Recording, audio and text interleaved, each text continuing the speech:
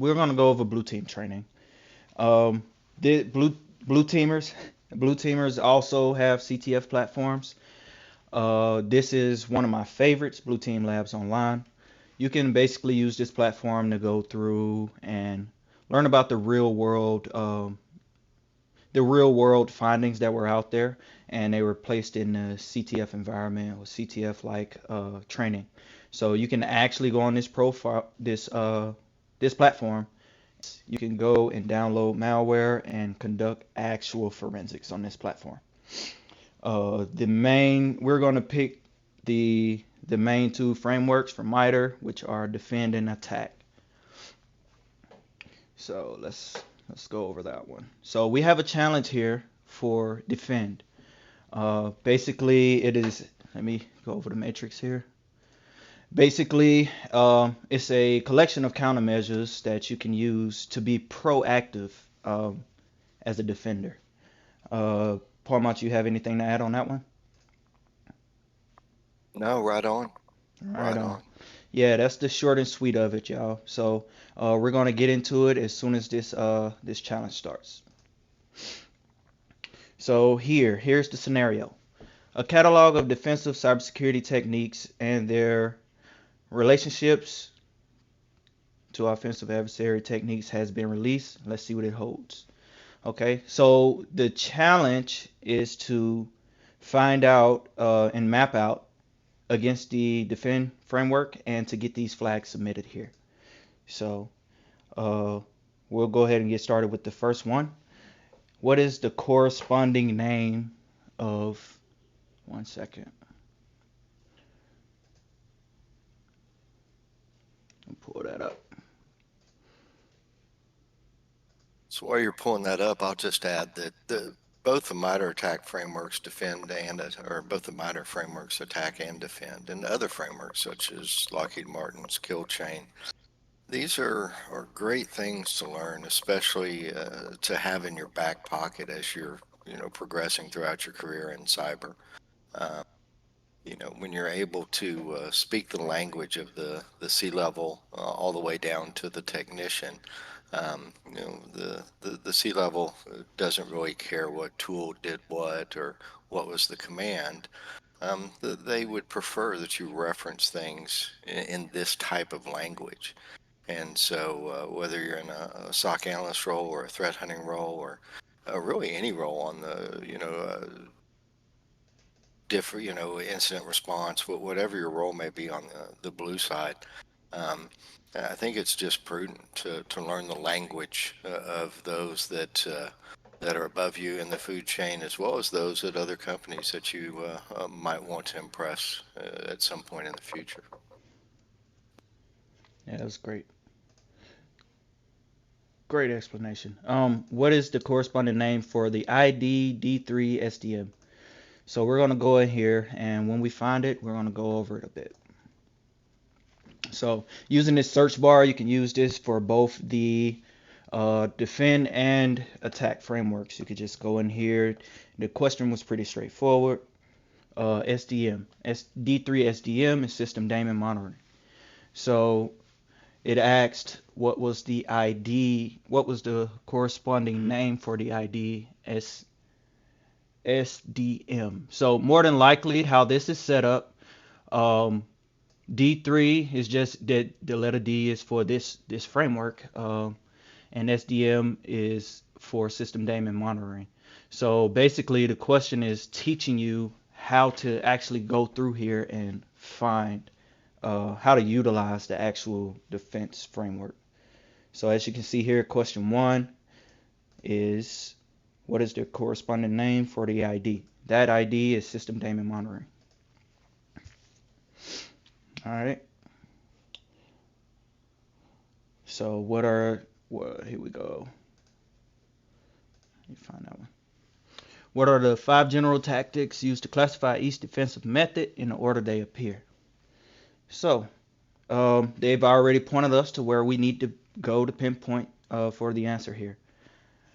So we're just going to scroll through, read the description on system daemon monitoring, try to find the attack pattern.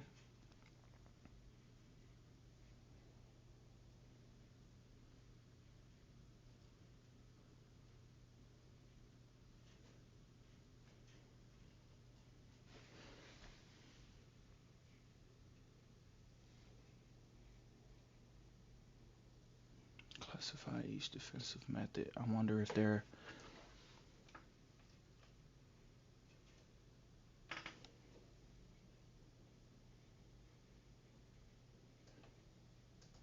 I wonder if this is a general question. Let me go back. Yeah, so this is going to be your, so if you Yeah. go back across the top of the framework on the defend site, close out your, yeah, so you've got harden, detect, isolate, deceive, and evict. And so that's typically how that's going to be lined out. Yeah, I was trying to see if they wanted us to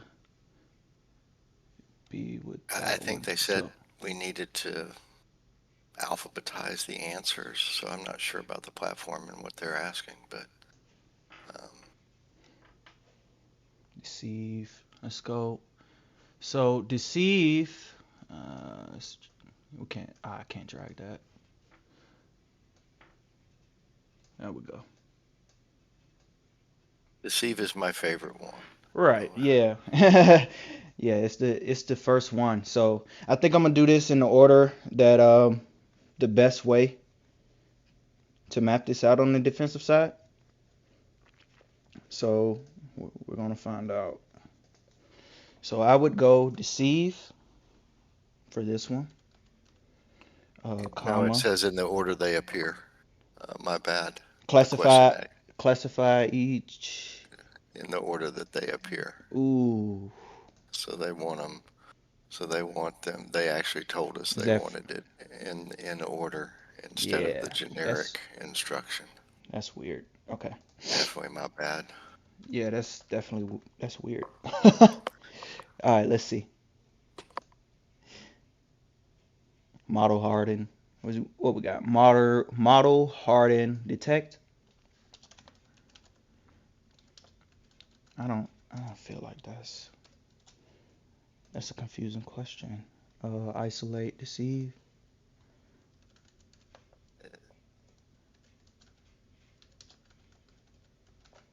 And evict. So the model may not be one of them.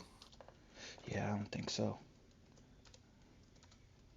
1, 2, 3, 4, 5. We'll have to see what they're asking. Yeah. Okay, we're good there. All right. So basically, Uh, they had this one going from left to right for that particular question. Those are the basically the phases, the classifications of each. So you got harden meaning you're being proactive, right, on your end, on the blue team side. All right. Detect. So yeah, this is where those detection tools come into play. Your EDRs, your whatever solution, enterprise solution you have for detecting. All right. So once you detected something or have a hunch, if you will, you would isolate that. All right. That's one of the phases that you can map right over to the attack framework as well. Deceive. So deploying honeypots and stuff like that. That is a good one. I always recommend that one. You'd actually be able to see what the attacker is trying to do when you deceive like that. So that is actually being proactive. And evict. That would be the eradication and removal process. Basically, once you discover it, being able to evict is the main thing here for this particular framework.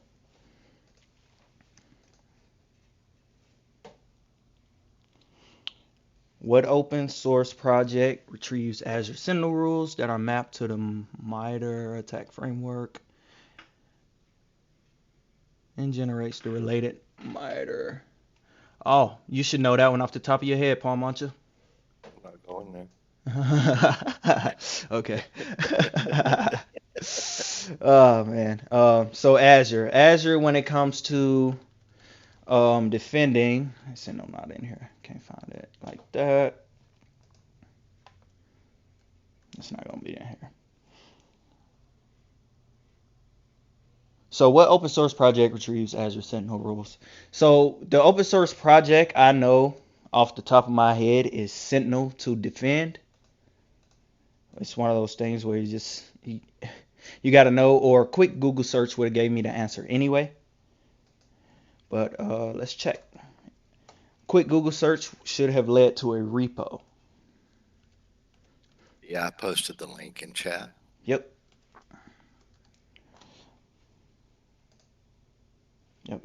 So feel free to get hands on keyboard and confirm that. Go and find that repo, and you know much more about how using that tool maps to this framework.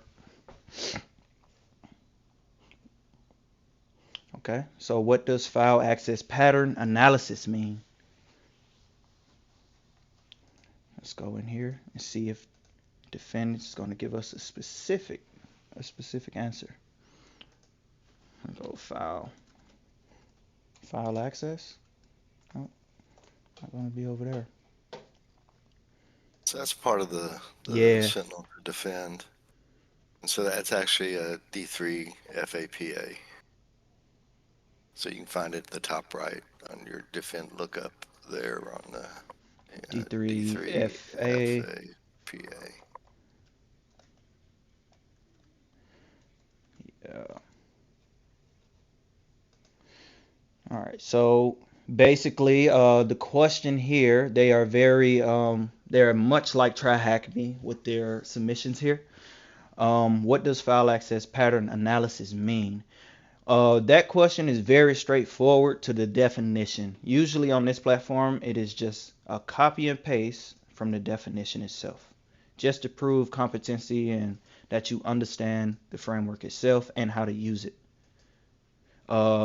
He had he had the idea off the top of his head, of course, but usually you have to do some digging through here and find out what they mean, and which is it just results in a better learning experience. Local resource access artifact. What does it mean? So that would be, wouldn't that be LRA? So I don't think anyone has all of these things memorized. Not at all. You know.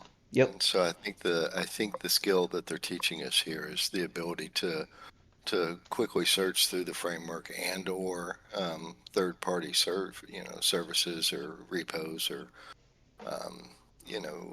threat intelligence feeds or whatever you have access to find the answers. And so that's always a sought after skill. Yeah, let me see if I can find that.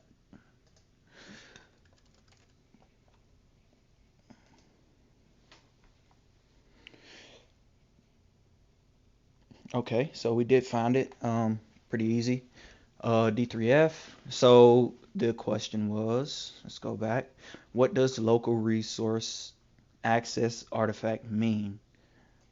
So basically, based on the definition, it is a ephemeral digital artifact comprising a request of a local resource and any response from that resource. This is something you can map to potential attackers or what they're potentially going to do. Let's go here. Let's check it out. Okay, so if you were following along with me, you shouldn't need much more than internet access today and a login. This is a free platform, and I only do free labs here. So if you want to catch in for the next framework we do, feel free to hop right in before we get started because this one is a little beefy. Me and my co-host here are gonna touch on this one a bit more than the defend framework.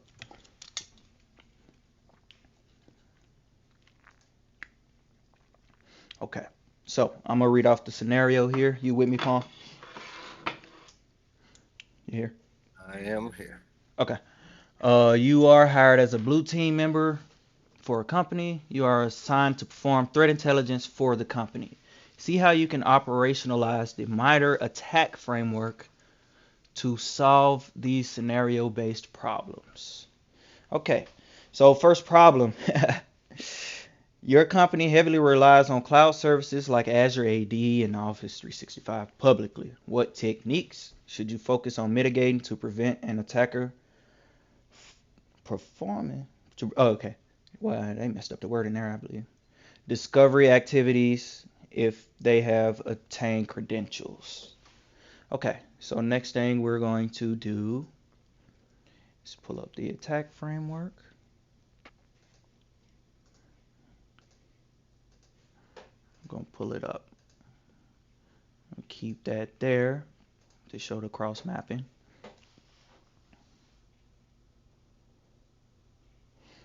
All right, so the technique ID. So they're only asking for the technique on this one, the technique ID.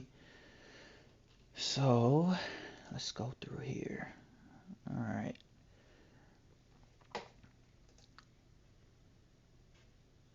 Obtain valid credentials. Ooh, discovery. Yep. So go under discovery.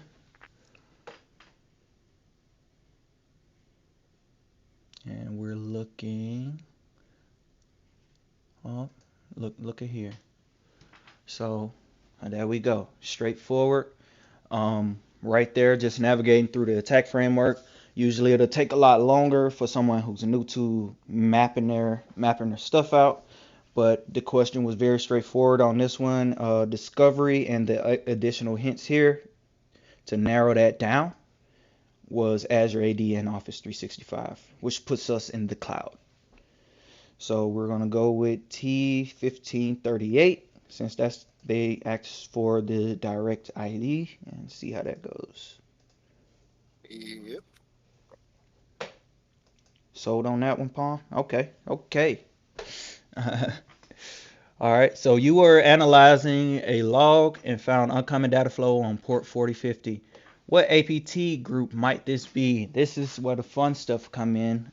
It's real fun, real world, finding out what advanced persistent threat might this be. They all have certain patterns and certain attack paths that they use, but you can pretty much tell which one is doing which. When China comes, they come loud and aggressive after they breach, and yeah, that's one real world example.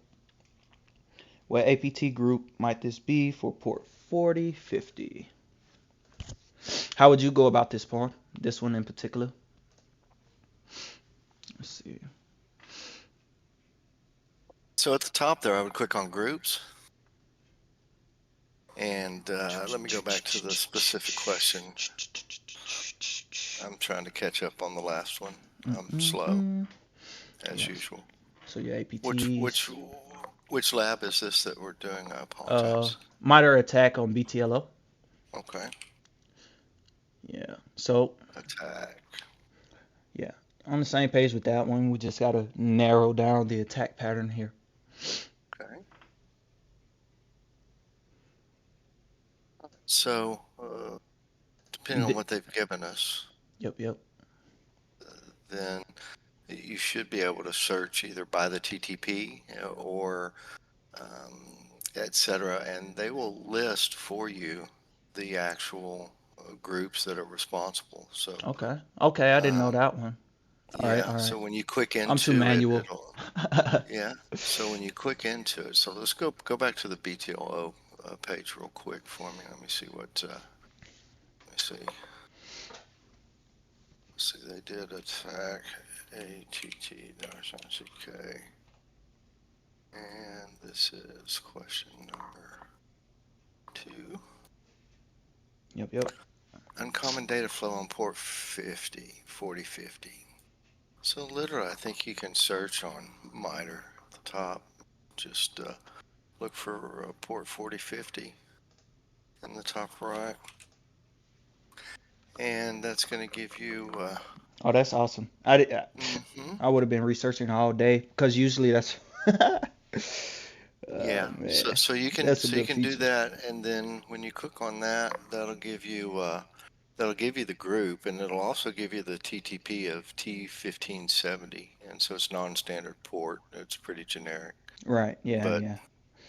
But certain groups, just like when we're doing hack the box or try hack me's, we'll use port 4444 or 8888 or what have you. Certain groups typically leave a calling card. Did you get it loaded up? I didn't get mine. Mine is not loading. Yeah.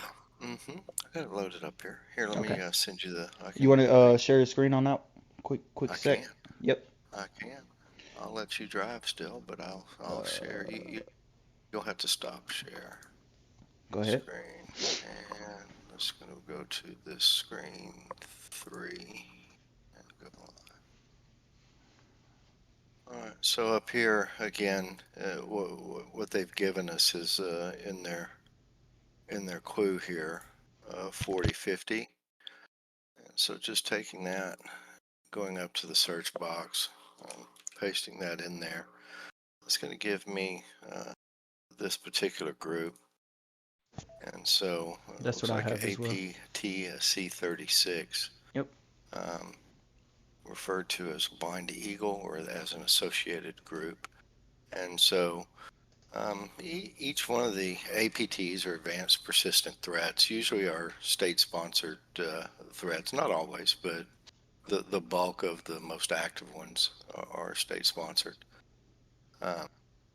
And so in this instance, it's Blind Eagle, and they're going to go through and show you their typical pass or what they like to do. So in this instance, APT C36 likes VB script in Word docs. And once that's done, then they're going to send you a second phase of it. And they've also disguised its schedules task as those used by Google. They've used port 4050 for C2 or command and control communication back to them. They've used Confuser X to obfuscate. So it really gives you kind of it paints a picture for you. And this is the language that you'll see when you read incident reports. The DIFR report, the DFIR report, if you Google that one, I'll put a link in chat. It's definitely a great site.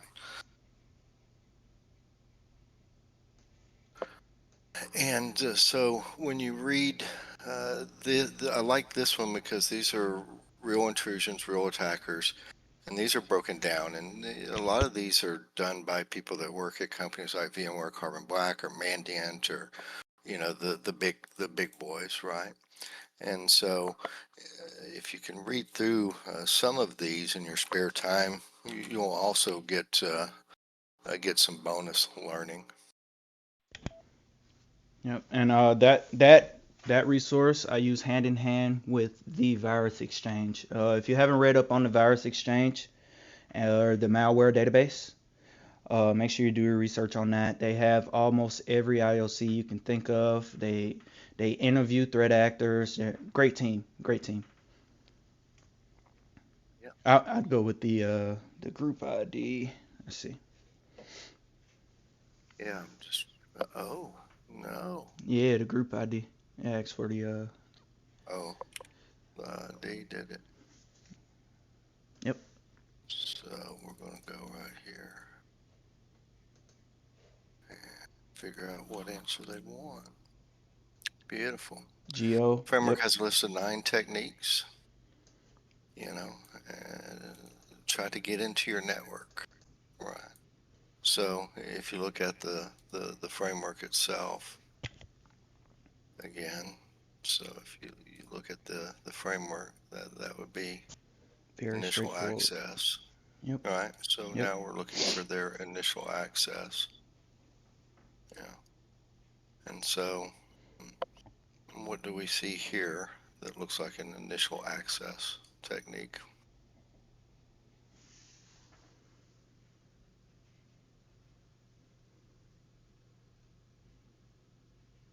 Right. So yeah, the question itself is pretty vague, but the tactic ID. So it's asking for the tactic ID here, which would be Yeah. a TA. It'll be a TA, not a TI. Uh, should be T, if I'm not mistaken. Should be the whole category. So like if you notice, initial access has 9. So it would be TA001. This is 01. Yes, sir.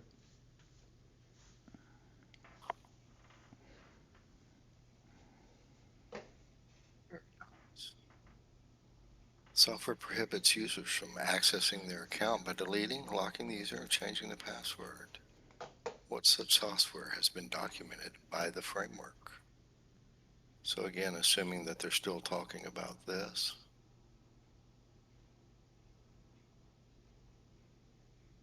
Right. Let me see your screen here. I believe that they are referring to confuser X, but not exactly sure. Let me Variant pop of this out. imminent monitor. I would say imminent monitor would be my best guess here.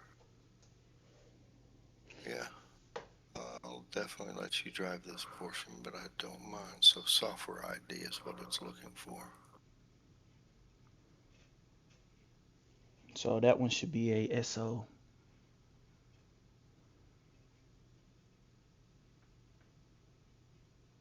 Yeah, Sure. yeah. Yeah. So it'll be one of those categories, SO. But what we're gonna do is they want to know for software prohibits users from accessing their account by deleting. Oh, okay. Yeah. So So are that's a they asking specifically for this one, or are they asking? they're Yeah, well, asking for a SO just in general. Seems like well, because this particular group uses this so one, and that's not the one they wanted. right, right. So they're being general here. So let's search up SO 372.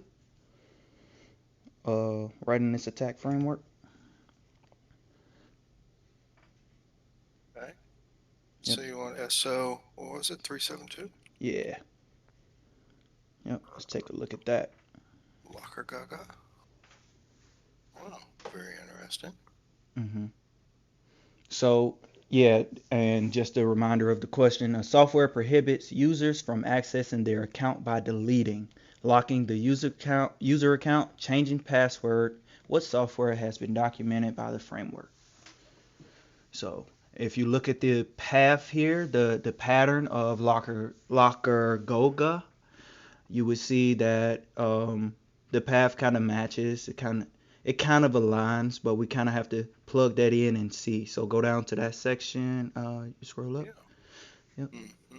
So it kind of aligns with what the question is asking. So let's plug it in and see. All right, we'll give that one a whirl. Nice. Passing the hash technique to That's enter you. and All you. control. You got that one. So How would you monitor to detect it in your framework? So again, I'm going to go to a technique. I'm just going to go back to the matrix. So in general, monitoring the pass the hash technique usually Mm-hmm. involves auditing the logon credentials, logon and credential use. If you see something fishy there, you might want to check it out. That's the only way to detect it, that your hash is being passed around or used multiple times where it's not supposed to be, or Mm-hmm. you have an account somewhere logging in on the DC where someone else is already logged in for the day. So So another good thing here is, they've given you the hint. They've even quoted it for us. So we can just come up here and search. So again, toolkit and group are both given. Let's see what they were asking for.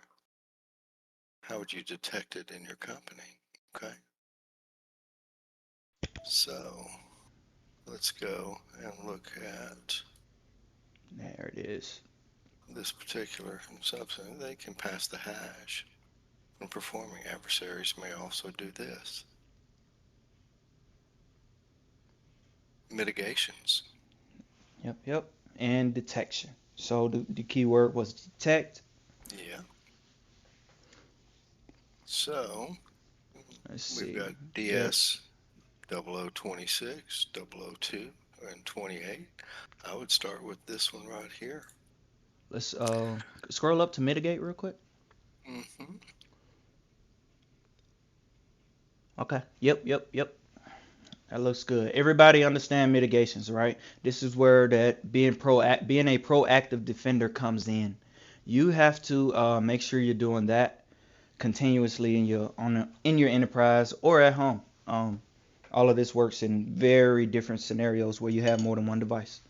You may want to manage it, get those patches out there for mitigation prior to being breached. So it looks like they're looking for monitor blank discrepancies. Right. It should be down in detect, and it should be that first sentence in block 2. That's what I'm going with. Yeah, I think so. Yes, sir. That's what they're looking for.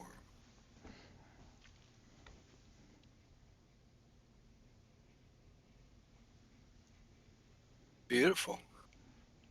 Yes, sir. So, right now, if there's anyone that doesn't understand what just happened with the defend and attack frameworks, let me know so we can do a Q&A at the end of my co-host here. He has a real world scenario to present to everyone. So let me know after he's done presenting, and we can answer all and any questions you have on these frameworks. You bet.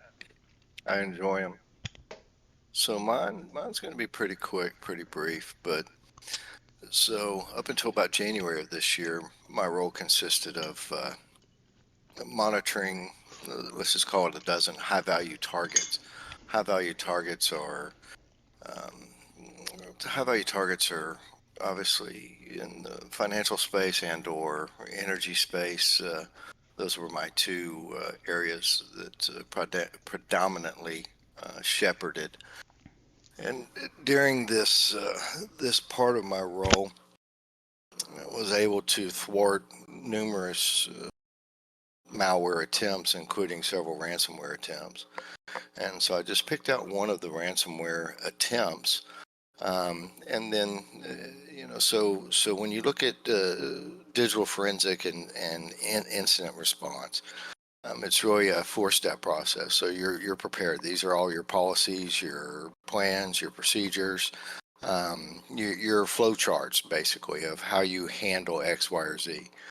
And then you have the detection and analysis phase. And during the detection and analysis phase, um, this is where your SOC analysts are monitoring a variety of SIEMs, or maybe they have a single platform that they're monitoring. I was in an MSP world, so we had a variety of SIEMs. And so we're identifying potential incidents in real time, and then we're assessing the impact and the scope and escalating and or handling to the end, depending on how it's structured or set up. Then you enter the next phase, which is containment, eradication, recovery. Um, this could be as simple as cutting the cord, basically eliminating external internet access. Most of the time, things are allowed to continue to talk internally and kind of sandbox. So we would basically, technically, you'd be like dropping IP tables, basically, so they can't communicate out any further. But at that point, it's sandboxed, and we are monitoring what it's doing, trying to learn from it at that point. The eradication part of the third step is getting rid of it. And so a lot of times that can mean, I would say more times than not, that simply just means re-imaging that device, that host, whether it's an IoT device or a computer or server. It just simply means re-imaging it. And so most enterprises are going to have images of every system that's in use, and so if it goes down, it's only down for a little while, and re-imaging can bring it right back online, usually within minutes, but I would say, I mean, usually within days, but I would say depending on the criticality of it, it can be as quick as minutes to have a host completely re-imaged, and then recovery is what was the collateral damage? How far did it spread? What needs to be taken offline, if anything, besides the primary target? How far did it spread? Obviously, during containment, you won't contain everything, but recovery can lead to the web application, firewall changes, et cetera, et cetera. And then my favorite part of the differ process is post-incident.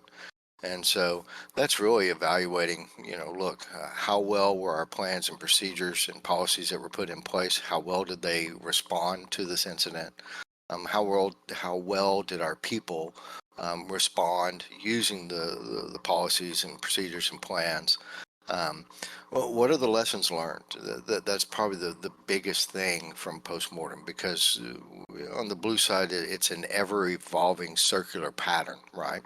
So something comes in, we sandbox it, we learn from it, we build Yara rules, Sigma rules, whatever platform. We build out IOCs, or indicators of compromise, and then from there we build out specific rules to hunt and find those things in the network proactively, but also to alert any future incidences that may show a similar pattern. In the past, this was primarily static file analysis, a hash of a file hashing, and comparing that to known hashes. But more and more, it's behavior analysis at this point. And then finally, feeding the lessons learned from that back into the policies, procedures, and planning. So in this instance here, the initial the initial attack started like many, which is just conducting active scanning. So for those of you that do try hack me, hack the box, those types of things, this is an mmap scan. Maybe this is a DNS scan. This is in this particular instance, it was public DNS that was exploited. A particular subdomain was left open, an S3 bucket. Um, uh, there are a number of various ways that the attackers will use to get there. So the phishing email sent directly to high-value targets. Um, this is done as a result of doing their recon, looking on LinkedIn, doing public, OSINT, and knowing who to fish, so that victim would give them the access they need to control to manage their data exfil, which was done over UDP and DNS. So the tools that you use here for active scanning, I know, Martian, you do a lot of bug bounty hunting, and I'm just dipping my toes in the water there. But all those tools that are passive versus active, right? So this is something that we're actually going at the network and finding things that we can use. This maps then to a phishing attack for a very targeted individual, of spear phishing attack. Tools used for phishing are broad. Just this week in Hack the Box Pro Labs, APT Labs, we used a tool called Molishka to bypass two-factor authentication from phishing. Evil Engine X2 is probably one of the more popular ones. There are videos online if you're interested in setting these things up and playing with them. There's a great video on how to set it up in the cloud on Amazon free tier. And so if you're interested in that type of thing, definitely further resources for you. Now, in this particular instance, once this person fell victim to the fish, now we have remote we got remote access. We got remote code execution at this point. We have control. We have a foothold on that network. Oftentimes, this T1021 will map to anything from RPC to LDAP to local file inclusion, or anything that leads to this remote code execution. And we're going to go through and we'll pull up each one of these and dig a little deeper and show you how you can do that as well. Once there, TCP dump everything, PCAP everything. The attackers want to analyze this network at a packet level, looking for any and all clues that they can use to further their attack. Bear in mind that from beginning to this being caught and contained, was a time frame of about 12 minutes. So this is done very, very quickly. They'll probably spend weeks, if not months, in planning their victim and targeting their victim. And then once the fish is successful, the rest of this process happens in minutes. Next, they're looking to dump creds any way possible: LDAP, RPC, Etsy password, Etsy shadow. Whatever access they have at that point is what they're looking for next. Here comes our C2. So possible, very popular command and control frameworks are Cobalt Strike, Sliver, Havoc, Brute Ratel. There is a C2 matrix. If anyone's interested, I have a link to a spreadsheet that is updated constantly that lists all the various C2s out there and helps you to build IOCs based around at least what it can and is known about the various C2 frameworks. In this instance, we're going to use either an application layer, or this is where understanding and knowing your 7-layer OSI model. Please do not throw sausage pizza away. Understanding that application, that OSI layer, understanding that this is a layer 7 exploit at this particular point. Now we're looking for PrivEsk. PrivEsk is done in a number of ways in this T1068. Depending on your target, GTFO bins, very popular. Azure Cloud has another host. AWS has a whole host of known misconfigurations is the best way to put it. Lull bins for Windows is kind of the sister to GTFO bins. Finally, we're covering our tracks. And you notice that this isn't necessarily in sequential order. Right? Because some of these things are done repeatedly over and over and over again. So every time something is done, a beacon is dropped, tracks get covered. Or they don't get covered, but I would think that they would get covered. And so again, we have code execution. We are a user, a high value, a high target, high valued user at this point. The attacker at this point has domain admins or root privileges, or at least administrator privileges over some portion of a host and or network, and they are consistently covering their tracks. So do something, cover your tracks. And so tools like Metasploit has things in most all C2s. I can't believe I didn't list Metasploit here. Most C2s have things referred to as time stompers. And so that'll go in and literally modify the Windows event logs, and just change the time, stomp things, mess things up enough to buy them, the 15 minutes they need to ransom the entire network. And then how they're getting their data back in this instance, we're using a protocol other than HTTP or HTTPS, which are very, very, very popular. I would say HTTPS 443 is probably the most seen in the wild, but depending on who the actor is, UDP, I would say, would be a close second. Most of the big APTs in this particular instance are starting, if not already, using the UDP is what I have seen. They're not going to send stuff back to themselves. They've probably already done some data destruction at this point, and they're not exfilling data back to you and to themselves in plain text. They're XORing it. They're obfuscating it. They're encrypting it with AES, and they're the ones with the keys. And so that's how they're holding the network at ransom.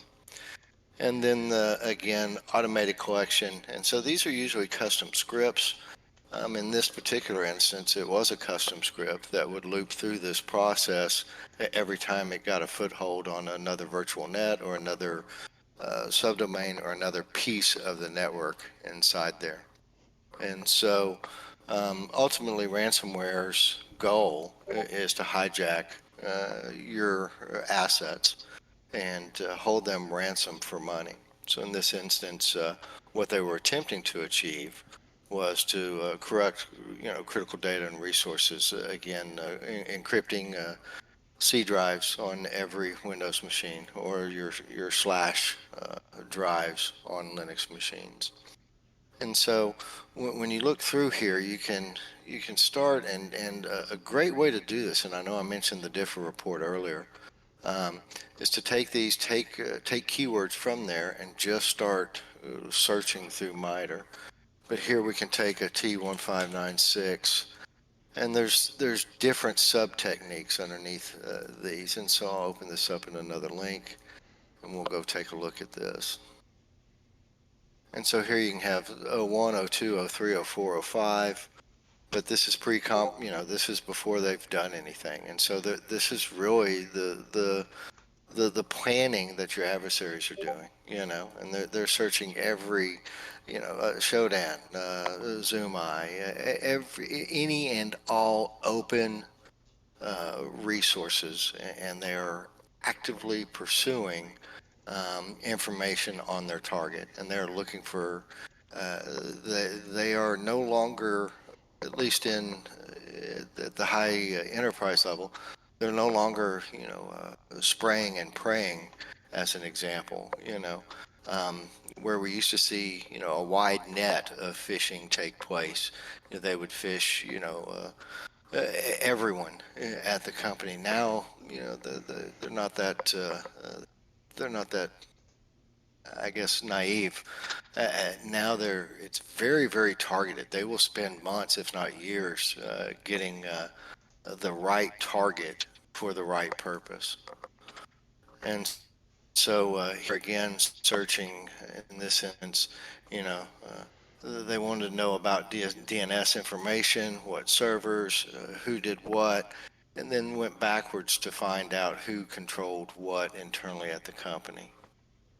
And again, this is just, that's more OSINT than anything.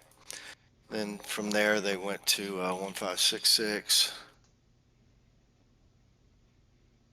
And this is fishing, and again, this is just, you have spearfishing or vishing or the various ways and or means of fishing. But again, social engineering, all designed to get creds and or someone to click on something that you need them to click on in order for your second or your next step, your initial access, to take place. This also can be done with, let's see, what do we have here? Let me just park this bad boy over here.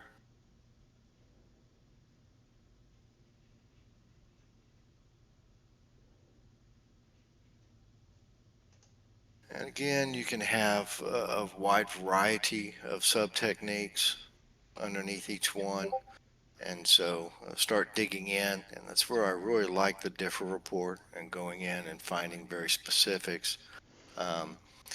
But they even listed Stuxnet as a procedural example here. And so they're going to list the mitigations. They're going to give you IOCs to follow. They're going to give you pseudocode. So, you could literally, this is like SPL or KQL here. Both those languages very similar.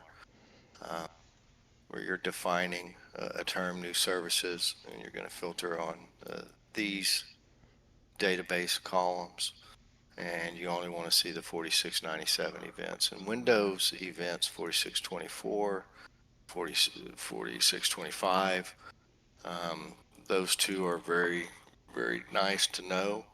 4625 is usually the failed. Oftentimes you'll be able to catch someone putting their password in a login name screen, and that information will show up right in the logs for you to use.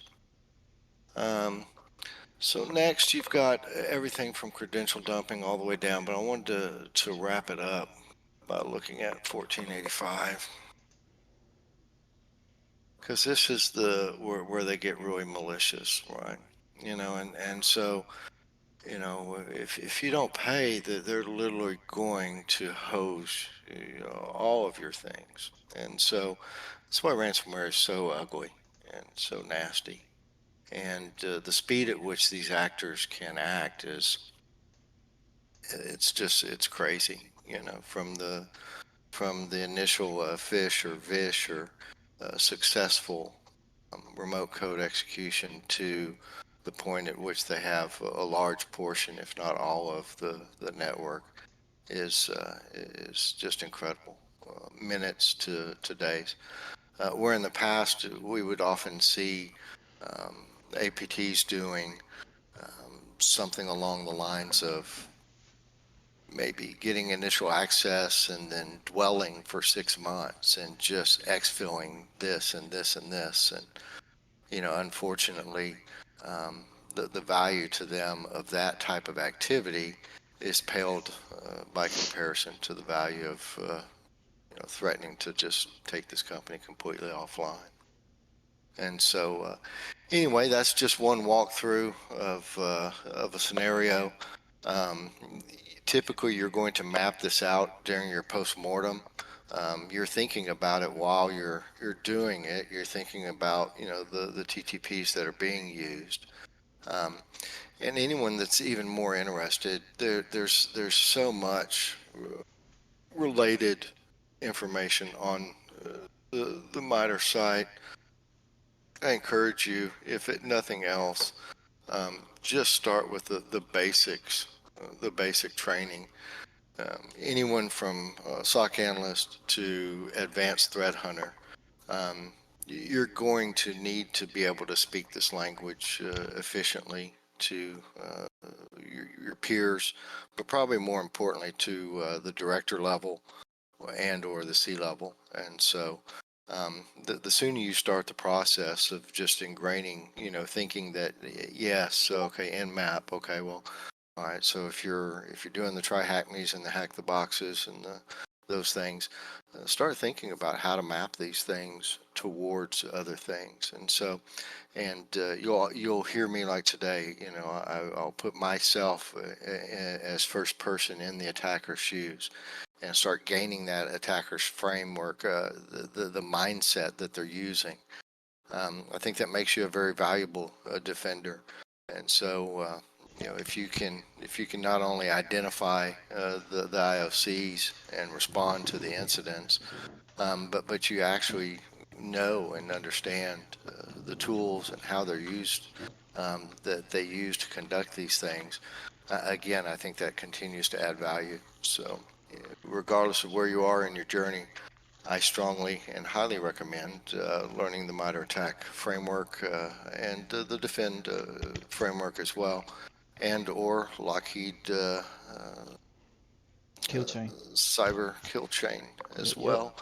And there's other models too. So anyway, that's all I had to share today. But Uh, yeah, that's about it. Going over MITRE with the attack framework.